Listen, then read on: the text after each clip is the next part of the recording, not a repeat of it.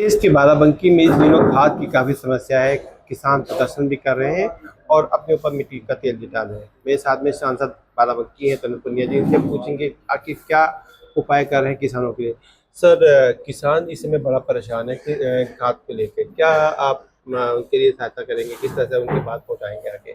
देखिए, हम लोगों का कांग्रेस पार्टी का पूरी तरह से किसानों के ऊपर ध्यान है और खाद की ज़रूरत होने से पहले ही हम लोगों ने यहाँ पे प्रयास किया था, प्रशासन से बात करी थी, पत्र भी लिखा था कि सही समय पर और सही संख्या में, मात्रा में जो है खाद उपलब्ध हो किसानों को।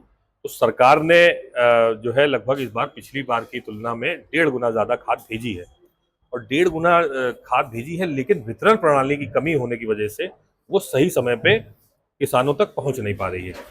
124 समितियां हैं, केवल समितियों के माध्यम से पहले फैसला लिया सरकार ने।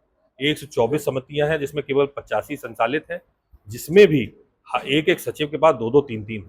तो एक हफ्ते में एक ही समिति वहां पे बैठ पाती है और क्योंकि समितियां कम है तो जो लोड है किसानों का वो हर समिति में बहुत ज्यादा है। हजारों की संख्या में किसान सुबह सुबह पहुंच जाता है, लेकिन उनके पास इतनी भंडारण क्षमता ही नहीं है कि उतनी बोरी रख पाए हर किसी को उनके जरूरत के हिसाब से खाद देने की। 10 बोरी चाहिए, 2 ही बोरी वो दे पाते हैं, फिर कहते हैं अगले हफ्ते आइए। तो इसमें किसानों का ही नुकसान है। और दूसरी सबसे बड़ी बात जो है भ्रष्टाचार की बात है, जो कई किसानों के माध्यम से पता चली है कि किसानों को बेवकूफ बना करके उनके हिस्से की खाद को अन्य जनपद में महंगे में बेचने के लिए भेजा जा रहा है अधिकारियों के माध्यम से। नेपाल तक उसको भेजा जा रहा है जहां बहुत महंगी बिकती है खाद।